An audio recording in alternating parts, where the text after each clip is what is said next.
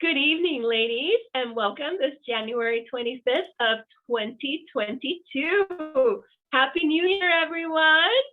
I am so glad to see your beautiful faces. I feel like I haven't seen you in so very long. And I welcome you to tonight's meeting. And Kalindi, you're going to be doing us the honors today. Absolutely. Good evening, ladies. So we have our opening mission statement. The PWG comes together to network, encourage, support, and inspire each other to thrive in the workplace and in life. We are committed to creating a welcoming environment where we refrain from judgment. We treat each other with dignity and respect. We are open to the possibilities and ready to have fun.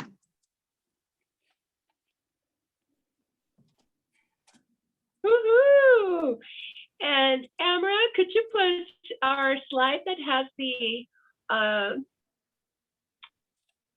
question so that Kalindi could read it? Thank you.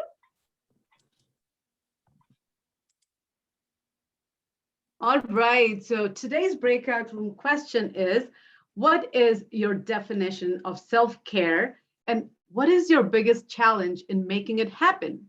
So ladies, we're going to enter the break room.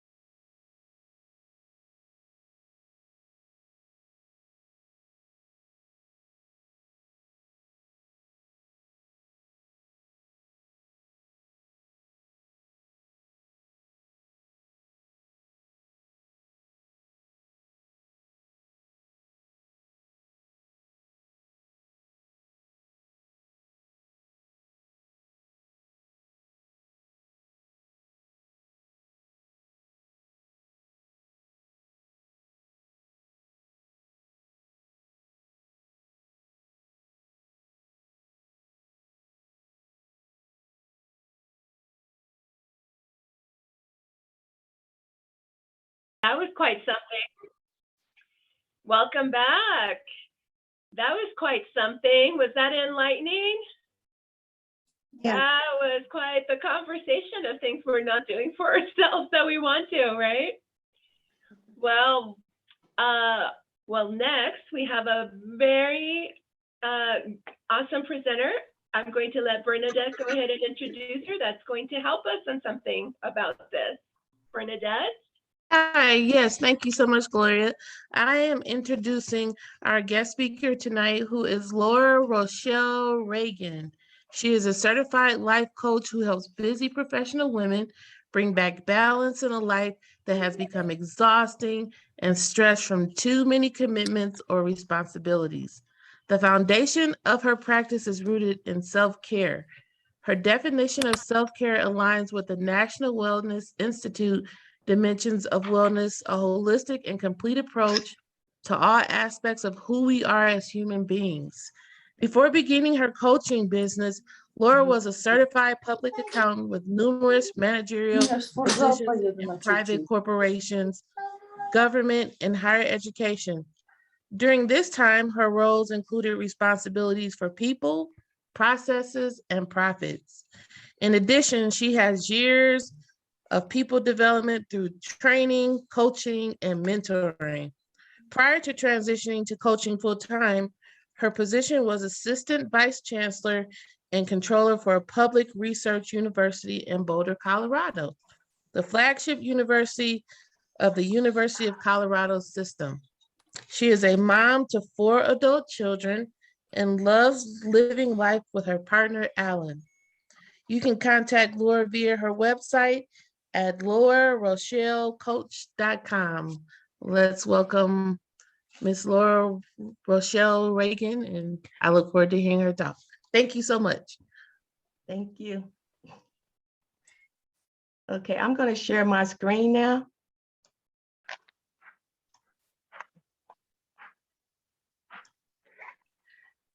Okay, can you all see it? Uh-huh. Yes. Okay, great. So thank you, Bernadette. Thank you so much for that introduction. And I want to thank Gloria for the opportunity to meet with you all tonight. As I said, my name is Laura Rochelle Reagan, and I'm a certified life coach. So a lot of people, when I tell them I'm a certified life coach, they go, what does a certified life coach do? So as a life coach, what I do is I assist my clients in seeing and clarifying and achieving the vision and possibilities for their life. All the methods and processes that I use are rooted in the foundation of self-nurturing, or what you may call self-care.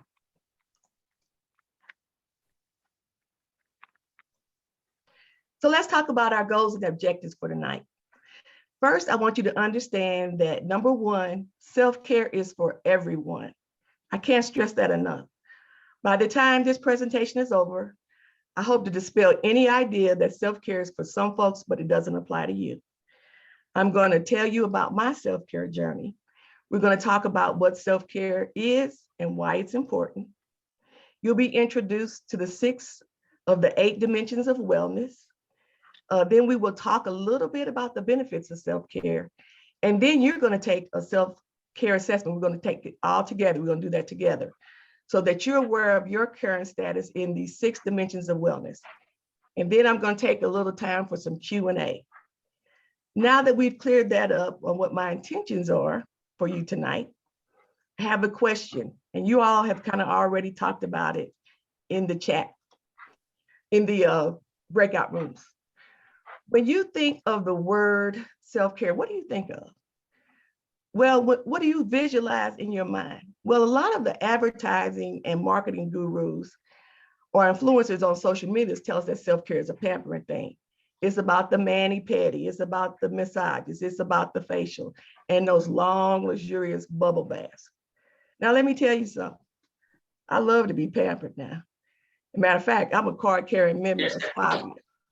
I really don't know if you know what SPABIA or you experience SPABIA, but what it is, it's a business that provides services like massage and facials and things of that nature. But is self-care really just a pampering thing? or if self-care just a fit person's thing. You know, in the ads, you know, you see them on TV, people active, running, jogging, biking, involved in a lot of physical activities. And I'm sure you've seen the Peloton commercials, right? People on the bike going at it. Well, you know, I'm trying to get into yoga. Well, this stance right here is called a warrior two. But when I do it, believe me, it don't look nothing like this. And so my question is, even though I'm not as fit as this young man is, but does that mean I don't get to try to do it? And then you see the pictures of the exotic vacations. You know that, you've seen them, the resorts, the expensive dinners associated with self-care. Now I love with me a good resort and retreat, you can count me in. But is it only for that can afford those luxurious vacations? Is that what self-care is? Well, to me, the true definition of self-care, it's a human thing. It's actually a human thing. And yes, it's for everybody. And since it's for everybody, it's for all you online, it's for your friends, it's for your family, it's for your neighbors, it's for your colleagues. And yes, those big people you don't even like, yeah, it's for them too, okay? Because why? Because we're all human beings just trying to be the very best that we can be. And because it's a human thing, we all need it. And frankly, we all deserve it. And by the way, self-care doesn't have to cost you not one dime. For example, getting enough sleep is self-care. Taking 60 seconds to do a breathing exercise is self-care, and it's all free. Now, I don't want to get in front, too ahead of myself and talk about what self-care is, but the benefits of self-care, you can see them both in your career and your personal life. Now, this is where I tell my story and what led me on my self-care journey. I tell this story for two reasons. One, so you get to know me just a little bit better. But more importantly, we may have some similar experiences in common to make this self-care thing resonate and be a little bit more relatable to you. So how did I really transition from a certified public accountant to a certified life coach? Well, it started back in 2016, about 16 years ago. And just like many of you, I had many commitments, my family, my career, and my friendships that I really, really care about, and which I'm sure many of you do too. But I'm going to start on my personal side. And I'm a mom. I'm a single mom, and I have 4 children. As you heard from my bio, I have 4 adult children. So if I have any moms on this line tonight, could you put in the chat box, yes, I'm a mom, and put the number of children that you have? Could you write that in the chat box? And then Gloria, could you read for me the comments in the chat box?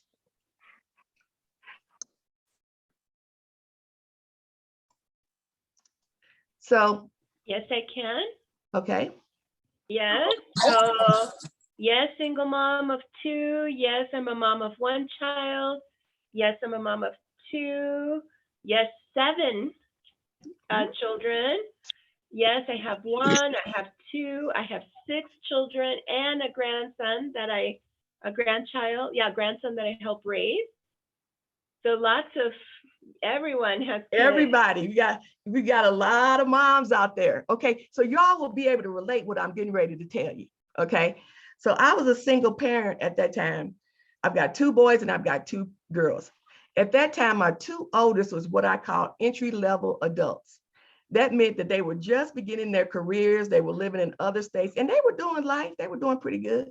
But from time to time, they needed some financial assistance. So they might call home and get a withdrawal from the bank of mom. And so what I would do is I would gladly oblige them.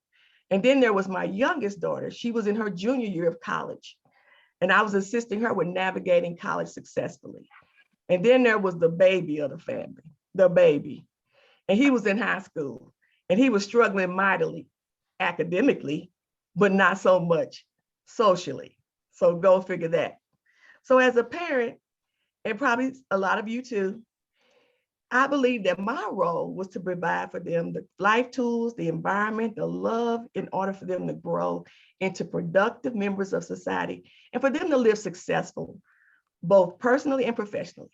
So naturally with that came a lot of loving, a lot of counseling, and a lot of coaching.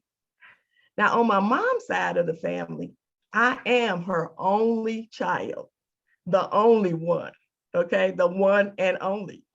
Anybody have any elderly relatives out there that they are trying to assist? Say yes in the chat box. Now, my mom resides in another state. And at that time, my mom was a widow. She was living alone in the family home that she had been living in for over 35 years.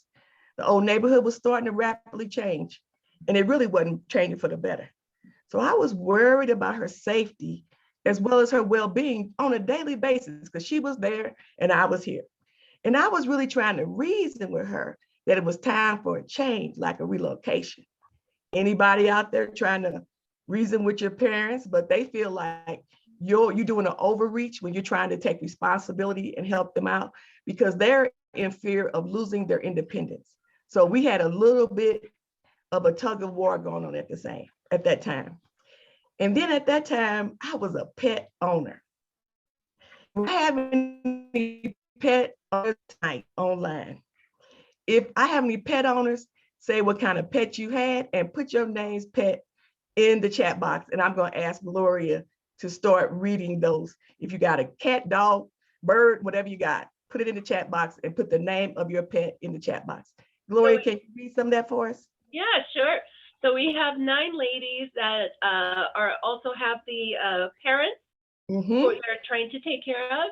And let's see, we have 2 cats. We have Candace West, 2 huskies, Diane Parker, a cat and a dog, Yolanda Holland, Nero, and Nemesis. Raven, yes, a cat named Ori. Kalindi, I have a doxy mom, and her name is Poochie, I believe. Tiffany, yes, I have a dog named Kismet, a dog Goldie, a cat Bella, a dog Rhino by Brisa, Amra, who has Cocoa Bean and Mr. Butter, Olga, who has 2 dogs, Furry and Ginger, Angelica, who has cat mom Brittany Jean, and April Bassler, 2 kitties, Keela and Kelly. Okay. We have a lot of pooches. Yeah, we got a lot of pet owners. Yeah. So you guys are going to be able to relate to this. Gloria, did I hear somebody had a pet named Ginger? Yes. Okay, I had a dog named Ginger. Okay. Ginger, I had a dog named Ginger. Ginger was family, okay? But Ginger was crazy, okay? Ginger liked to eat things that she wasn't supposed to eat, which led to surgery, which led to a lot of visits to the vet that were expensive and were not fun. But Ginger was family, and I was going to take care of Ginger too. So now let's look a little bit at my professional side. So in regards to my professional life, in 2016, I had been working at the University of Colorado in Boulder for about 10 years in accounting. And by this time, I had advanced to the position of assistant vice chancellor and controller for the Boulder campus. At that time, the annual financial dollar transactions totaled to be about 1.2 billion. And it was my responsibility to ensure that their financial reporting was accurate and timely. And that meant a lot of responsibility for people and for processes. I took my responsibilities very seriously. And a normal work week for me was like 50 to 60 hours a week or more. But in 2016, something happened. And in addition to my normal duties, I was a part of a team tasked with cleaning up the aftermath of a system-wide software conversion that had included the accounting system, and it just hadn't gone so well. And what this meant was there was no time boundaries anymore in regards to work and my responsibility for work hours. And nerve of all, I had the audacity to be trying to get an MBA at Regis at the same time. So who figured that? Who does all that? But remember now, I told you I was a card-carrying member of Spavia. And I got my mani-pedis and I got my facials and all of my massages. These are very good now and then activities, and they're great. I'm all for it. But I needed a little bit more than that. And the truth be told, I was just plain exhausted. And I had normalized it. With all the commitments and responsibilities, I had normalized exhaustion. I was physically exhausted, I was emotionally disconnected, and I was mentally tired. I had hit what I call the trifecta. But when I reflect on the situation, what the tipping point wasn't my normal work duties, but the cleanup of the implementation that was added to my responsibilities. So you say, Lord, why would that tip you over? Why did that make you, take you out of your normal routine? Well, with the new task came a lot of uncertainty around it. Questions like, could we fix it? How long was it going to take to fix it? Actually, what would the fix look like? Something new? Or could we get back to what was familiar to us? And would it work? Now I'm going to pause just for a moment in my journey. And I want everybody to think online just for a moment. What we as a collective body have gone through globally for the last 2 years. Uncertainty. We have all been experiencing uncertainty, whether it's been in your personal life or your professional life. And most of it is the result of one word, COVID. And we all keep asking ourselves, can we fix this? How long is this going to be? And what does the fix look like? And will it work? Because of the exhaustion and the uncertainty, this flower, this is how I felt on the inside. I was all pampered up on the outside, but on the inside, this is how I felt. So what in the world was going on for me at that time, and maybe for you? It's called stress, and some more stress. Well, there's workplace stress, and many of us experience workplace stress. It's inevitable, it's part of it. But a study by Workplace Intelligence and Oracle discovered that workers back in the year 2020, when COVID first hit us, that was the most stressful year in history. And TELUS, and a global communication entity, found that 3 out of 4 workers have struggled at work, 70% of workers, due to anxiety caused by COVID. And then Qualtrics also did a study of how employees across the globe are handling stress, and found out that folks in their study were experiencing the following symptoms due to stress. 53% were more emotionally exhausted. 42% were more confused. I like to call that brain fog. 38% increased insomnia, can't sleep at night. And in 2021, people were still struggling, many reaching the breaking point. It may be a different struggle. Do we work remote? Do we work hybrid? Do we go back to the office? What should we do? Now, let's be clear. Work is not the only source of stress. There can be stress in our personal relationships, caring for the elderly relatives. A lot of us have experienced bereavement over the last couple of years. Moving, financial debt is a big one, and continues to be for some of us. But one of the biggest ones, if you have children and your children are in childcare, they may be in K through 12, or they're attending college, and you are trying to get your child educated, you probably have experienced some stress due to uncertainty. And we're still experiencing it right now in 2022. But I don't want to just say it's dire. Many of us are hopeful about our future, and you can count me as one of them. But there's still some unknowns on how to handle the new normal, what it is, and what it will look like for us. Now, I want to continue on with my story, because what happened next for me changed everything.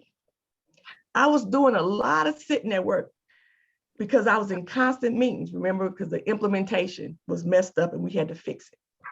I was sitting at home on weekends, either doing work or doing my homework because I was in school.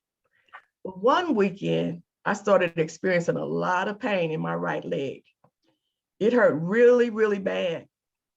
And at that time, as a person who really didn't do a whole lot of preventive care in the first place, I was still experiencing that pain on Monday from the weekend when I went to work. So I called my oldest daughter, who was in residency at the time, to be a family medicine doctor. And I told her my symptoms, and she asked me some questions. And she told me to call my doctor immediately. And she basically told me what to say. I remember that day real clearly. It was about 10 o'clock in the morning. And the doctor's assistants told me the doctor wanted to see me by noon. My daughter thought I had a blood clot. I did. I had a blood clot in my right leg. But lucky for me, my blood clot was superficial, but I still had to take those blood thinners. And that's when it really hit home for me. I had to assess what was going on for me. I was experiencing an imbalance in my life, and I was not taking responsibility for my own well-being. I had allowed my family, who I love dearly, then and now, my job, which I really enjoyed a lot and liked it, and my other commitments to consume me. Every bit of my time and attention was consumed for someone other than me, without spending any resources or thinking about me. The truth is, we all deal with some level of stress in our lives. But the real question that I needed to answer was, and maybe you need to answer that question too, what was I going to do to counteract the daily stress that I was experiencing? Definitely how I was living wasn't sustainable. And to be honest, if I kept it up, it was not going to end well. And the people I cared about the most and who cared about me the most were the ones that would be hurt. And anyway, what was I trying to prove?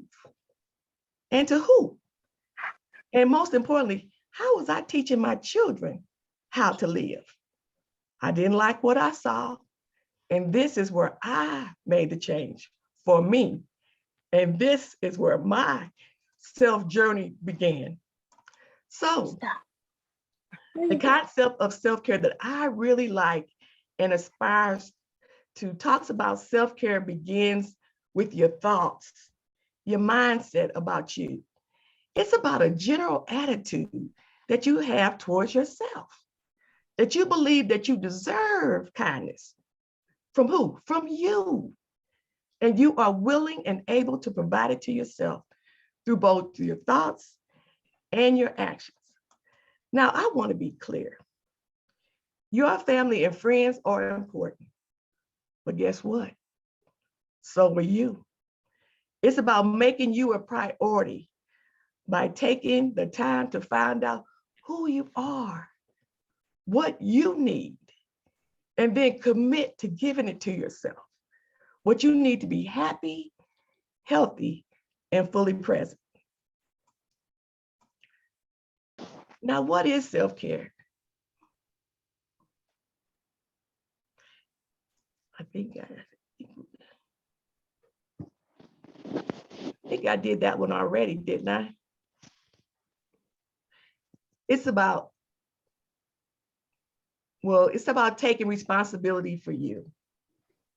If you're not going to take responsibility for yourself, then who's going to do it? Make it your business to take care of all the areas of wellness in your life. Now, self-care can include drawing boundaries too and being protective of yourself as well. And so it can be fierce. Self-care is just not about hearts and rainbows. It's also about supporting and protecting yourself, drawing boundaries in relationships, making medical and dental appointments that you might be putting off, or choosing to walk away from a relationship or a situation that maybe you've outgrown. And why is self-care important? Well, one reason is stress. And I like to say that self-care is the antidote or one of the cures, and this is research-based, this is something I'm making up. Research says that self-care is the antidote or one of the cures that can help us cope with the daily stressors in our lives. It helps bring balance to your life that may have grown imbalanced with too many commitments. Self-care is not only about feeling and looking good, pampering, it involves nurturing every aspect of who you are, your mind, your body, and your spirit. So you're not just looking good, but you are functioning well at every aspect of who you are. It helps you to be your best human being, not just a human doing this, doing that, on the go constantly, doing this and that for everybody but you. Trying to meet some impractical standard, which leads you to exhaustion, overwhelm, or maybe even a little bit of resentment. So where do you begin with self-care? Well, there's a lot of places you begin, but I believe the practice of self-care begins with an awareness or understanding of the 6 essential dimensions of wellness. Now, these dimensions are physical, emotional, intellectual, social, occupational, and spiritual. Wellness is an all-inclusive experience of your life. The key to wellness is honoring each role each dimension plays in your life. I like to compare the function of the dimensions of wellness to a car and how a car functions. So work with me for just a minute.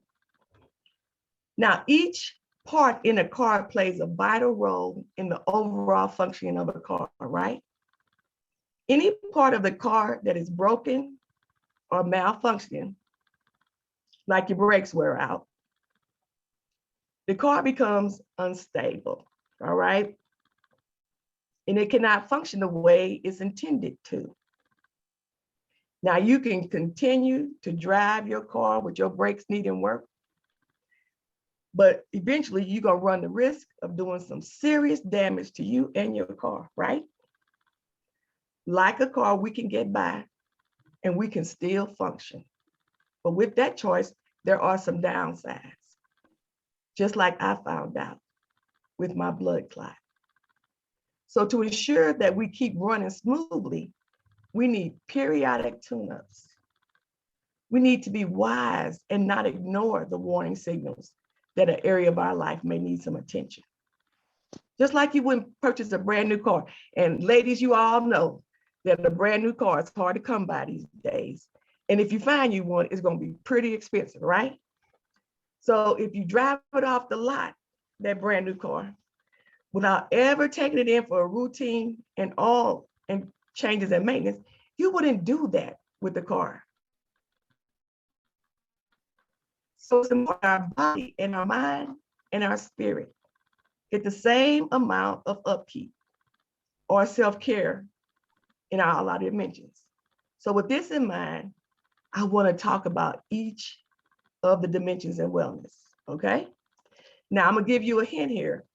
I want you to pay close attention to these dimensions and what they are for, because there will be a surprise at the end. So if you know what these dimensions are for, you may win that surprise at the end. So first, we're going to start with the physical wellness. The physical wellness pertains to our body, which is what we need to live, move, and to breathe.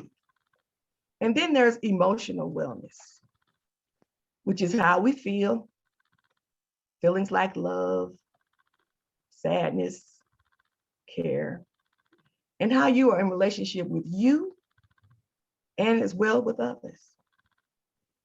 And then there's the intellectual part of us, which is your mind, how you think, how you learn, and how you grow. And then there's the social part of us, how we interact with others, mutually rewarding relationships, communities, the earth. And then there's occupational wellness, how you perform, your drive to succeed, Do you have a meaningful calling or a personal mastery? And then last but not least, there's the spiritual aspect of who you are, which is how we view the world.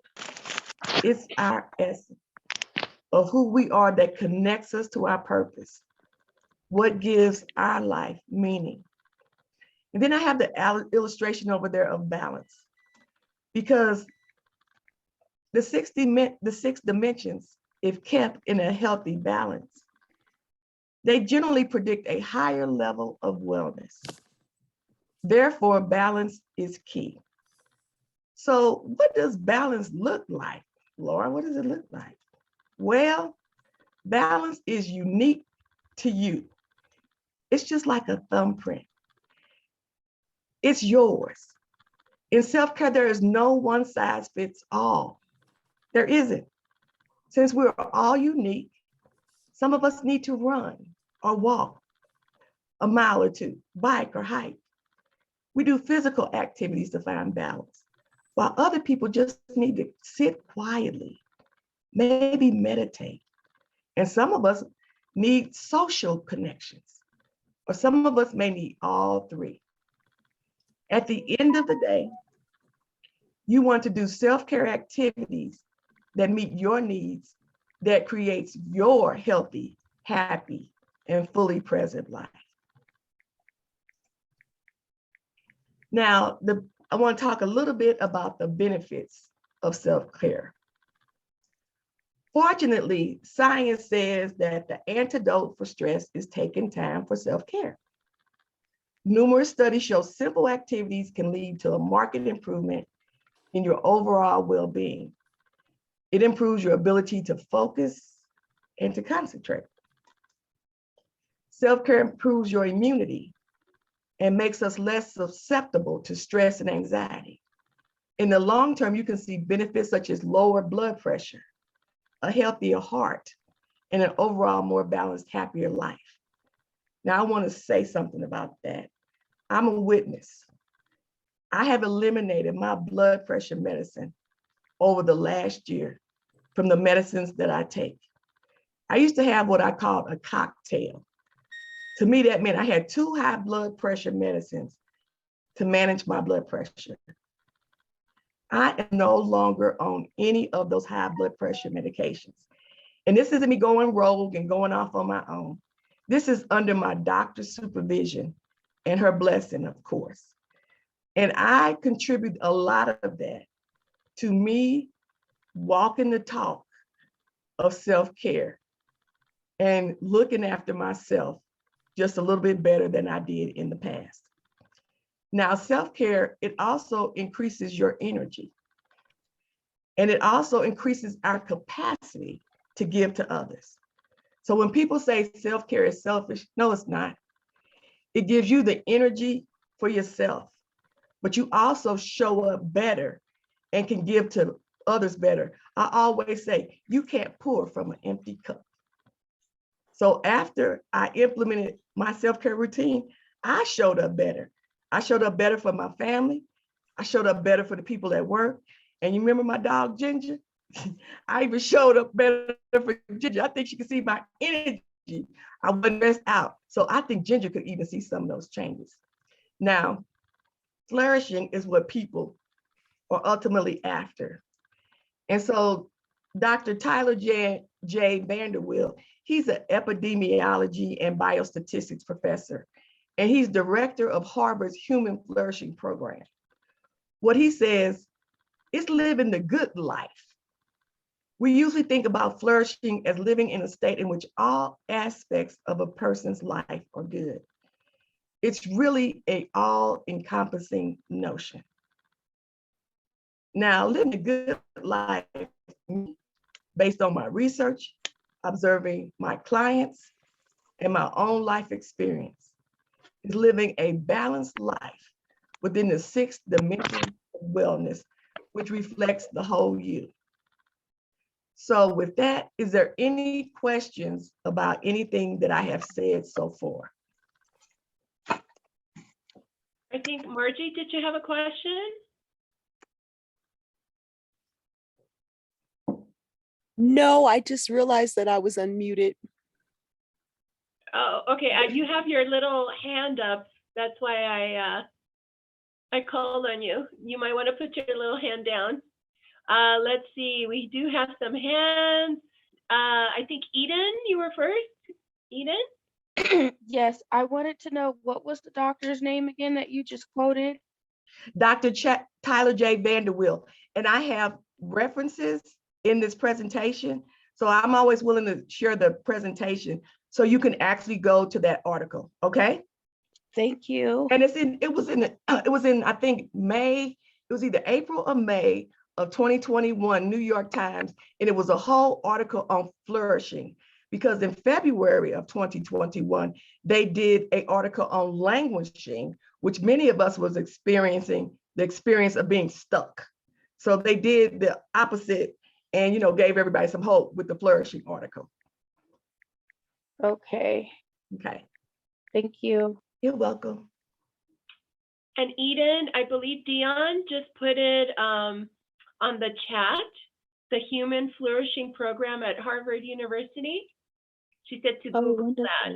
And it will come up. Yes, and I think that answers. There was someone here who wanted to know, at what age did you have your blood clot? So 6 years ago, I am now 65. I was about 59. I was 59 years old.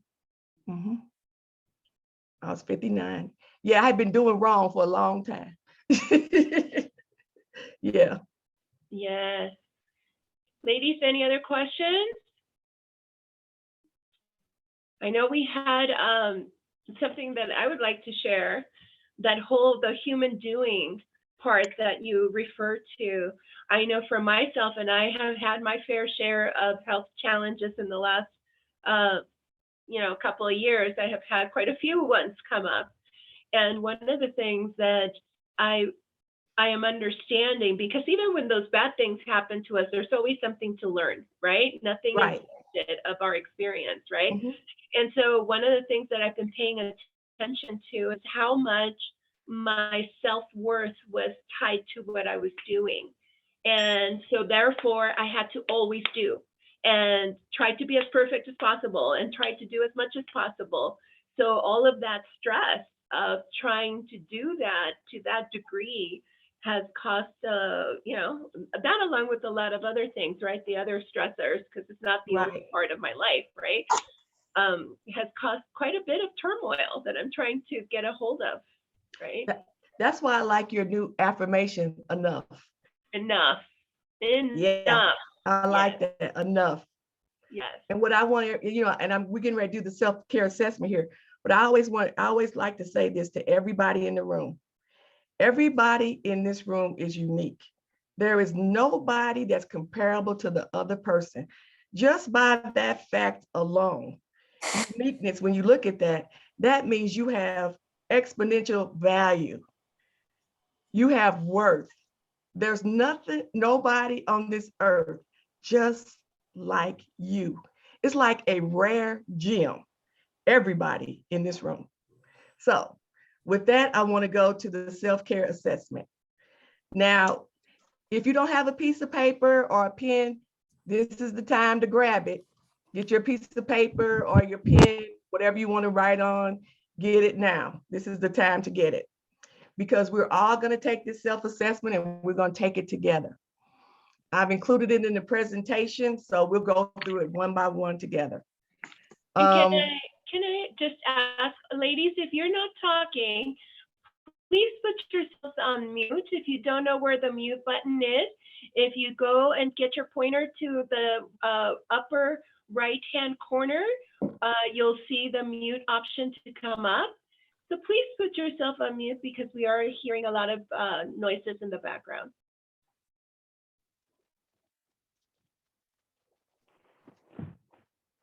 All right, we're ready. Okay, you ready? Okay, so I'm gonna give you some instructions first. So I guess everybody's got their pen and their paper now, so you can score your assessment. Now I want to talk about the exercise just a little bit first. The purpose of this exercise is meant to provide you with some awareness and begin the conversation about all the dimensions of self-care. So we're going to go through each one of them: physical, social, emotional, intellectual, all of them, okay? Self-care activities are the things you do to maintain good health and improve your well-being. You'll find that many of these self-care activities are things that you are already doing, and it might be already a part of your routine, your normal daily routine. In this assessment, I want you to think about how frequently you do it or how well you do it. And are you performing these different self-care activities? So what we're going to do, we're going to rate each self-care activities for each of the 6 dimensions on a 4-point scale. And I'm going to tell you what that 4-point scale is just shortly. The goal of this assessment is to help you to learn about your self-care needs, about spotting patterns and recognizing areas of your life that need more attention. Now, I want to be real clear on this, and I'm going to say it twice. There's no right answers or wrong answers to this assessment. It's just your answers, okay? There may be activities that you have no interest in, or other activities that don't even apply to you. And there may be activities that you're doing that aren't included. So what I want to say is this list is not comprehensive, but what it does do is serves as a starting point for thinking about your self-care needs, okay?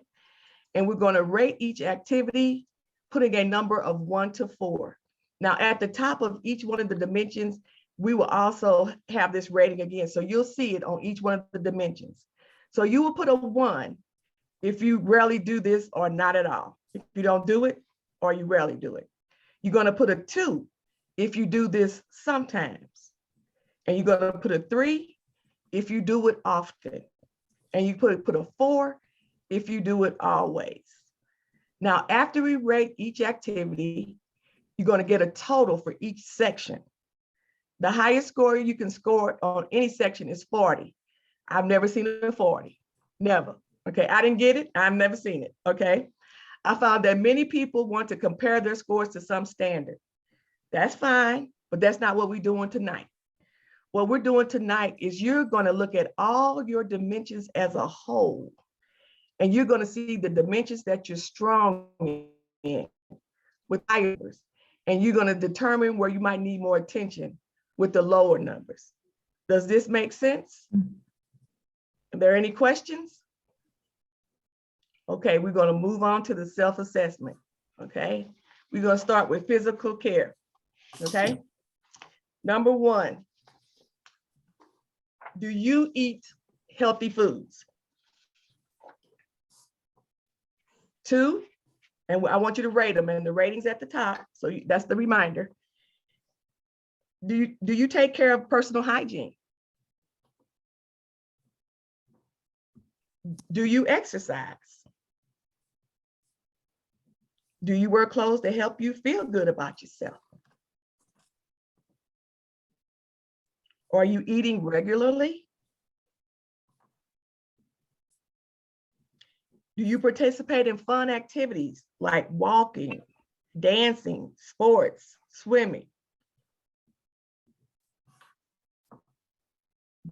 Do you get enough sleep? And enough sleep is 7 to 8 hours. And I understand it takes 6 hours worth of sleep a night to lose weight.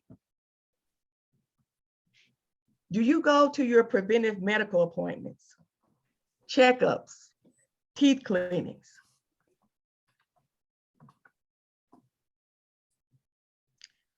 Do you rest when you are sick?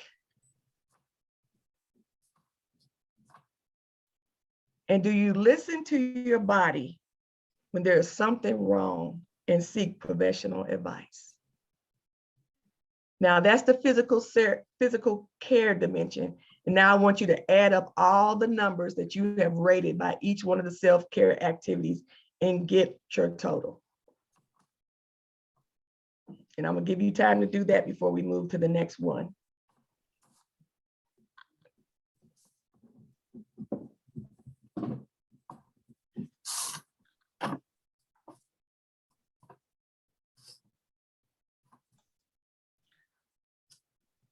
Okay, now the next one is emotional self-care. Number 1, do you take time off from work, school, or other obligations? 1, if you rarely do it. 2, sometimes 3, do it often. 4, always. Do you communicate with others in a non-confrontational way when you get upset or angry? Do you get away from distractions like your phone or your email? Do you recognize when you are stressed and you actively take steps to de-stress?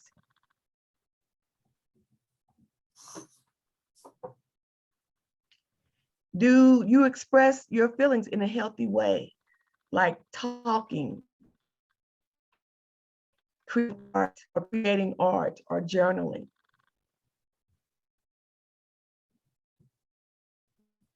Do you recognize your own strengths and your own achievements? Do you recognize your own strengths and achievements? Do you go on vacations or day trips? I know that might be difficult for some right now in the state that we're in, so I get it. Do you do something comforting, like watching your favorite movie or taking a long, luxurious bath? Do you find reasons to laugh? And do you talk about your problems? Now you've rated each one of those activities and we're going to add them up. I'll give you time to add them up before we move on.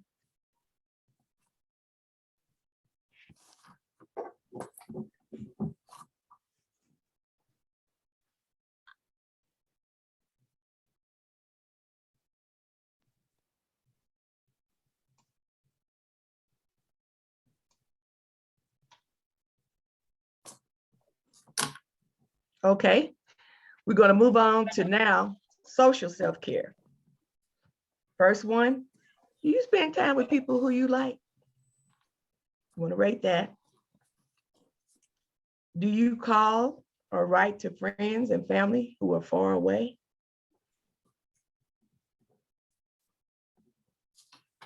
Do you have stimulating conversations? Do you meet new people? That might be a little difficult right now. If this is applicable, do you spend time alone with your romantic partner? Do you ask others for help when needed?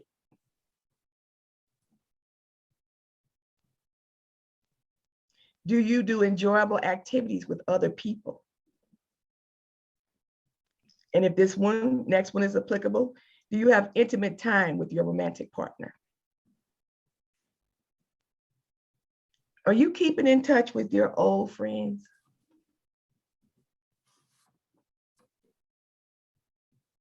Do you have someone to talk about your private feelings? Do you have someone to talk to about your private feelings? You have a confidant. And now I want you to add this total up for social self-care.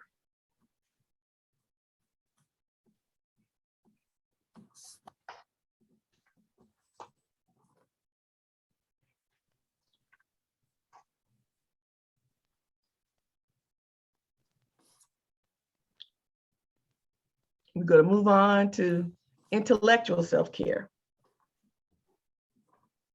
Do you participate in hobbies? Do you learn new things unrelated to your work or school? Do you seek out information about things that are interesting but unfamiliar to you? Do you ask questions and learn from others?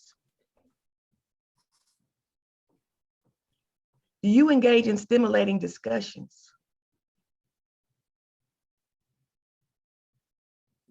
Do you read or listen to interesting books, magazines, podcasts in your area of interest? Do you share your knowledge with others? Do you keep current on global, national, and local events?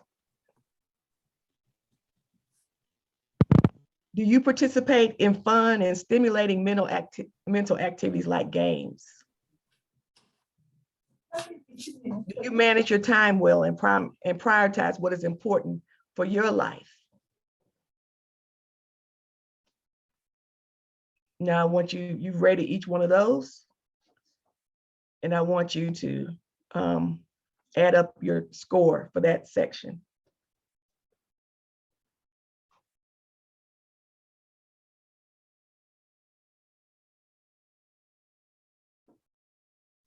And then we're going to move on to the next one, spiritual self-care. Do you spend time in nature? And remember, your scoring is at the top. Do you meditate? Do you pray? Do you recognize the things that give meaning to your life? Do you act in accordance with your morals and your values? Do you set aside time for thought and reflection? Do you participate in a cause that is important to you? Do you appreciate art that is impactful to you, like music, film, or literature? Do you ever just get to sit quietly? And do you connect with the community that shares your beliefs and are supportive of you? Now you can add those all up and see what you get for that score as well.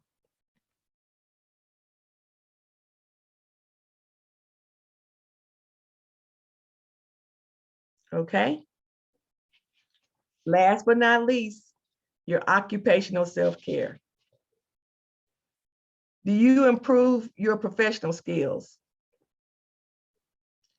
Do you say no to excess new responsibilities? Do you take on projects that are interesting and rewarding? Do you learn new things related to your profession? And do you make time to talk and time to talk and build relationships with your colleagues? Do you take breaks during work?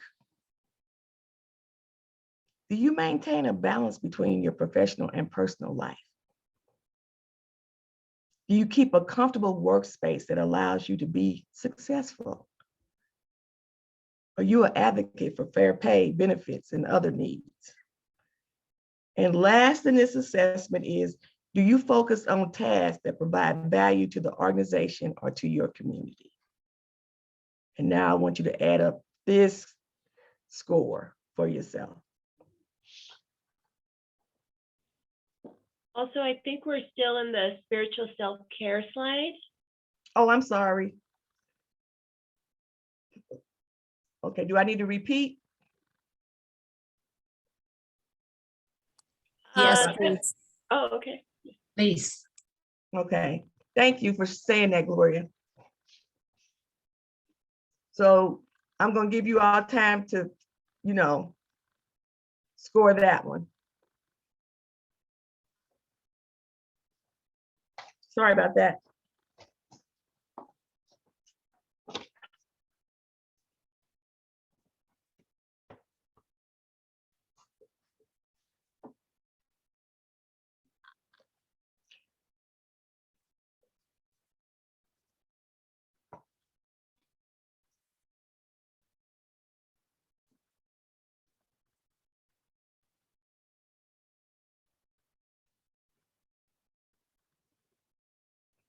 Okay, now I want you to compare all your dimensions. I want you to look at the totals for each one of the dimensions. And I want you to look at the ones you scored higher in and the ones you scored lower in. And is this a true reflection of what's really going on for you and your self-care? And I'm gonna ask Gloria to look in the chat box because a lot of people have taken this test, including myself. And when I did, I was like, oh my goodness, this is so right. So if this is relevant and it reflects what's going on for you right now, could you please put a yes in the chat box? So April, yes. Sherry, yes. Christy, yes. Brisa, yes. Ebony, yes. Yes. Melinda, yes. Lots of yeses. Okay. Donna, yes. Yolanda, yes. Amy, yes. Ruby, yes. Leah, yes. With the capitals and exclamation point on that one. Ola, Tiffany, Bertha, all yeses. Olga, Margie, Annette, Vicky, April, yes. Those are all yeses. Diane, Connie, Io, Charlene, Sung, Kim, Ola, those are all yeses. Candace, yes. Iman and Raja, yes. Yeah, so lots of yeses. Okay. And it's a yes for me too. So when I looked at it, I said, woo wee. Okay. So if everybody's comfortable with sharing, and I'll share first, okay? What was your best? And what did you need? Where do you need some attention to? I'll share first. My best was emotional self-care. And where I need attention, I need to pay more attention to is my physical self-care. So if you are okay with sharing and putting it in the chat box, you know, I'd appreciate it. If you don't mind, if you don't want to, that's fine too. Okay. But mine was my best was emotional and my worst was physical. And you would have thought I would have got it together after that blood clot, but I'm still working on that. But I did work on it enough to get the high blood pressure down. I did do that. All right, so we have Demita. So occupational was the best. Christy, intellectual was the best. Olga, the best was physical. Sherry, best intellectual, needs help in social. Bernadette, spiritual and social was the highest, and the lowest was physical and occupational. Leah, my best was social, and I need to work on emotional. Dion, intellectual self-care was the best, the worst, occupational. Diana Robles, best intellectual, worst was occupational. Brisa, best occupational, social, needs help. Olga, my worst is spiritual. Tiffany, best occupational, worst is social with she scored a 10 on that. Oh, okay. Okay. Yeah. Yeah. Eden was social is 19 and intellectual was 26. Damita, the worst was social. Kalindi, occupational and spiritual are the best. Sung, best is occupational. Diane, physical is the worst. Physical. Okay, I got it. Best is physical, worst is social. Mhm. Yolanda, best intellectual and worst is social. I think we're all suffering in that social one right now, right? Right. And you know, that kind of makes sense. Think about it. We're all kind of restricted and we have to find different ways than what we're used to of being able to socialize with us. We don't have that human contact in these and it's making an impact on us, you know, and we have to find new and different ways to try to connect and stay connected because as human beings, we like connection. Okay. Mm-hmm. So the next, if you have any questions, I know I asked earlier, but does anybody have any questions about the self-assessment or anything that I've covered before? So I just asked that again. What if they're all like pretty low? Like is like 17, 18, 16, 15, are those just like low or average or? Well, you know, I don't.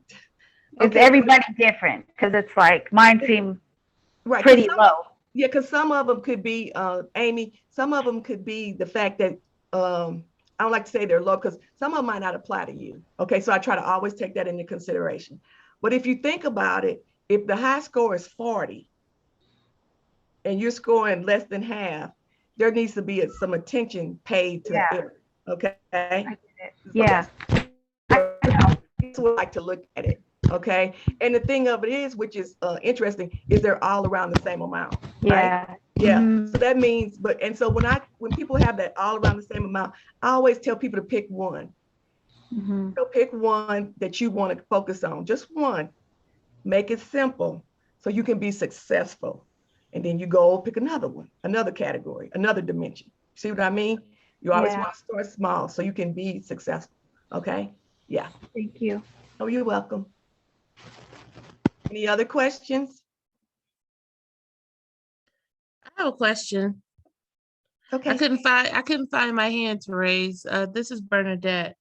And just taking the assessment test, of course, I see there's balance, but with the physical, which was my lowest, I feel like, and I don't know if anybody else can understand this with me, life seems good in areas, but when it comes to my adult children, I feel like the Green Mile, where I'm inhaling all the issues that people have around me, and that takes away from the self-care. It's not so much the physical, the social, the occupational, the emotional, and the spiritual, but with the physical, with that movie, seeing how he inhaled everyone else's problems that physically can take me down Yeah. and affect all the other areas. So I do want to say, looking at this and like what is really affecting me, my physical. And I think a lot of times it's absorbing, inhaling, not where you can see it, but you can see it. People's problems can be something that you can see and it can weigh you down. So I just wanted to, talk about that, because that's part of, I guess, where would that fit in at being where we inhale everybody else's problems. Right. And a lot of that is emotional. It kind of like plays off each other. I think they're all kind of connected. Like a human being, all of our systems are connected. And you're right. You do play off of other people's energy. And I have and all the people that have children, we worry about our children. We want them to be okay. I worry about my mother. I want her to be okay. But in self-care, what I had to learn, Bernadette, was, you know what? I had to worry about me too. Okay. Yeah. And I had to prioritize me, because then I could show up better for them. I could show up, I don't want to say halfway, but whole. And when I was talking to them, I'm focused. I'm there. I can hear them. I can connect and talk and, relate to them better. And I wasn't yelling. Okay. Because I was a yeller. I'm going to tell it like it is. Okay. I had 4 kids, and there were times that, yes, I was yelling, and the dog knew it too. And so, but what it did, it calmed me down. It calms me down. It puts me in a place that's more, that one question, how do you operate when you get angry? What it does, it brings me down. And so the energy, yeah, I pick up on energy of my kids, but I have now learned how to manage it a little bit better. Yep. Yeah. Thank you. Okay. And we have a comment here in the chat. Amy saying, especially if you're an empath, Bernadette, this is a tough time for all of us empaths, where we are overwhelmed, right? Because there's so much pain going on in the world. I know that for me, one of the things that I've had to learn in order to be, I've been in service now in nonprofit for over 20 years, is that we have to respect the path, even that of our closest relatives who have chosen sometimes not the best things for themselves, right? That we have to respect the path and almost put that boundary emotionally of, we're here to help if we can, but respect their path, right? Right. And I call it a thing of unconditional love. And that's hard to, not expecting certain things from people, but just saying, this is what it is. And I don't make the choices in their life. They get to make those choices. And whether they make the choice I would prefer that they make, I'm gonna love them regardless. But sometimes it might be loving them from a distance. And we have time for just one more question. Yes, Yolanda, go ahead. And that was something that I scored very low on social self-care. And I don't think it was because of the pandemic. It's just that you were just talking about it, Gloria. And when you said it, I said, there it is. I'm having to learn to like you said, make a priority, my emotional health a priority. And I'm having to learn to set up boundaries. And And I'm noticing that a lot of people, they don't like it, but I have to take care of my emotional health, my mental health. I've got to take care of that. And so that's the big thing for me, those boundaries. I had to really learn that. And I'm not offended. I have to learn that. That's big for me. Okay, so I have one more thing to share on my screen for you guys. And this is where I would like to give somebody, I'm going to skip the references because I can share the references with this presentation with Gloria, and you can get that. But this is where I want to go to my contact information. So this is all my contact information, my email address, my website, and my IG. And I even put a QRC code up there. So if you looked at a dimension or you may need assistance with it and you want to go deeper, here's my contact information and the QRC code. What I am doing tonight is I'm giving away free 45-minute strategy calls with me. So if you click on the QRC code, you'll see two types of coaching sessions. One of them will be for like my normal clients, so you'll see $1 amount. You don't want to click on that one. You want to click on the 45-minute free call and set up a call. I'm not going to try to sell you my coaching. All I want to do is talk to you about some strategies for your self-care. And also I told Gloria that I was going to give away one of my 6-month signature programs tonight. So remember when I told you that I had the 6 dimensions of wellness, pay attention. So what I'm going to do is I'm going to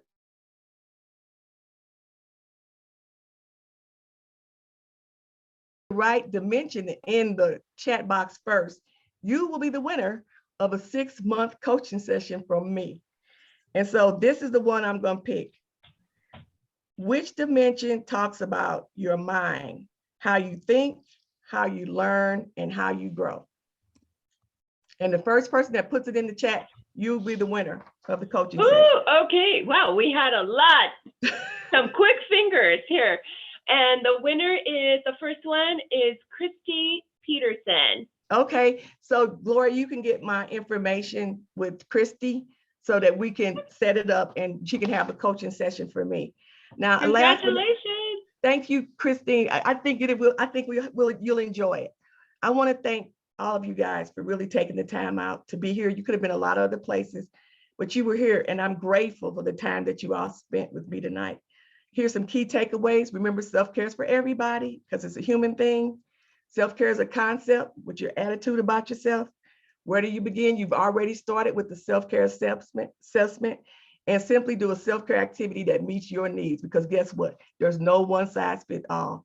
And I want to thank each and every one of you. And I hope you have a peaceful and successful year in 2022. And I love the fact that you guys participated. It makes it easier. Thank you so much. Lots of thank yous. You might want to look at the chat. There's a lot of thank yous in there for you from the ladies. Yes, Oh, and nice. thank you. Thank you, Laura. That was awesome. I know I learned a lot from things that I need to be a little bit better on. So thank you so much. Thank you for being here with us. Thank you. Thank you for the opportunity. And ladies, we're running a little behind schedule. If you can bear with me, I'm about to go into the announcements. So Amra, may I please have the announcements? All right. Okay, let's see. So I wanted to share with you, ladies, the coaching is still going on. We have Devika, Sheila, and Peggy, our awesome career coaches, available for you. What can this do for you? This can tailor your work efforts so that you could be more successful at work.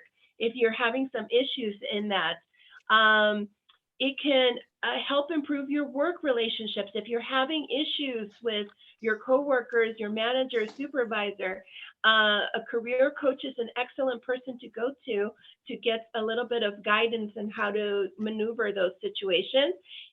which can create more positivity in your work. Maybe you're working in a toxic environment. How do you maneuver things so that you can be the ray of sunshine for everyone in there, which is very powerful things to do for an organization that has huge value in the workplace. Star performers get coaching. No ifs, ands, or buts about it. So they also can tell us what we need to hear, not what we want to hear. Sometimes we need that reality check on things that we have to do better in order to succeed, right? Also, if you need help in the resume, the cover letter, or the interviews, if you're going for another job or you need to learn how to negotiate your salary, a career coach is for you. And all of these appointments are very easy and they happen on Zoom. Okay, can we have our next one? And a little bit of self-care that we can all do together.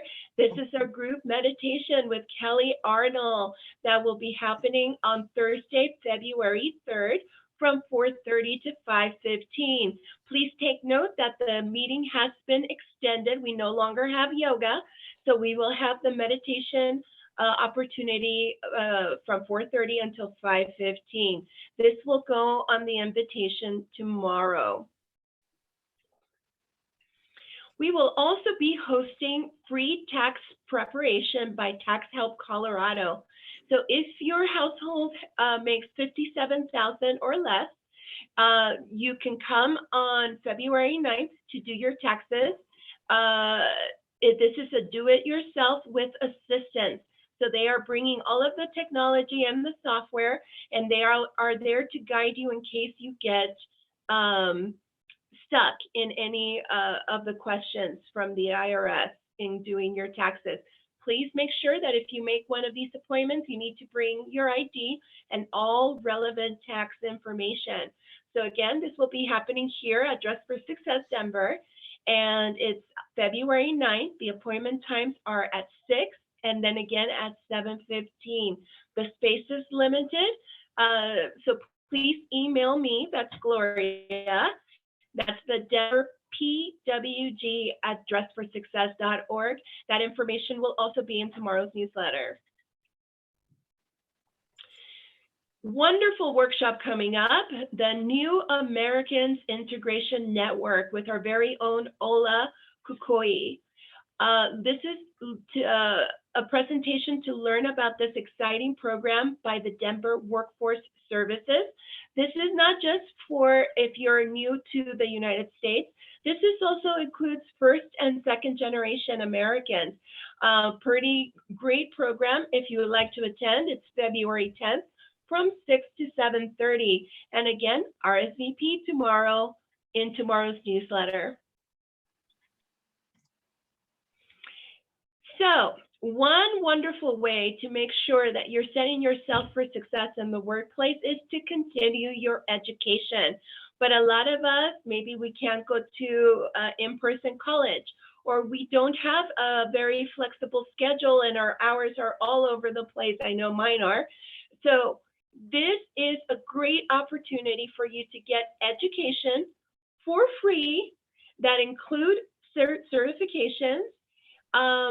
And you can choose from 20 course options in partnership with Penn Foster and Adecco. Adecco is paying for these classes, so you don't have to. What they ask is that you be ready and willing to finish your course. That's all they're asking for. You can do it on your mobile phone, or you can do it on a computer, and this is at your own pace. So these are not classes that you attend at certain times. These are classes that you log in when you can and you do some work. So you can gain fundamental leadership or industry specific skills. And again, the link for this will be in tomorrow's email. We are having with the new year, because a lot of us, I noticed we all got some very low scores on that social one, right? So this is a way to increase our score in our social well-being. And this is a monthly social hour that we are going to start implementing, because we know that the PWG, we don't have enough time to really bond with each other and maybe dare to ask for a phone number or email so that we can make friends with someone. So this is your time. This is going to be once a month for 1 hour. This is the time just to enjoy. Not a whole lot of teaching, not anything like that. This is just so that we can have fun with each other and get to know each other a little bit. Our first one will take place on February 15th from 7 p.m. to 8 p.m. And our first one will be hosted by our ambassador, Bernadette, who we all know and love. So please join us for that. Redeeming your items. I already see that I have some questions in the chat about this. So our next suiting date is March 17th from 4:30 until 8 p.m. This is when we're going to have our suiting. Yes, welcome, Melinda. Welcome all of you who are attending for the first time. All items of clothing for the participations in January and February are going to happen on March 17th. As the COVID starts to dissipate and hopefully disappear, we will have more flexible times, but because of COVID, we're trying to keep everyone safe and keeping it to a date a little further in time. Hopefully this wave that we're having will go away and we can have it on March 17th. All right, and our next one. Also know that if you can't come on that day, if you have a friend at the PWG or a girlfriend that could come and shop for you, you're more than welcome to do that as well. That's how we're flexible on that, because I know you don't always have the opportunity to come. Any questions? Hey, Gloria, where will the Yes. social hour take place, or will that be in the invitation? Great question. It's on Zoom. It is on Zoom, and that RSVP will be, no, the social hour is not in person. I see someone in the chat. It will be on Zoom to keep everyone healthy as much as possible. All right, any other questions or anything else that I forgot? No? Well, ladies, thank you so much. I saw so many of you keep your cameras on, and I love seeing your beautiful faces. It brings me a lot of joy to see you. Ladies, we go forth with confidence, courage, and belief in ourselves. Have a very good night.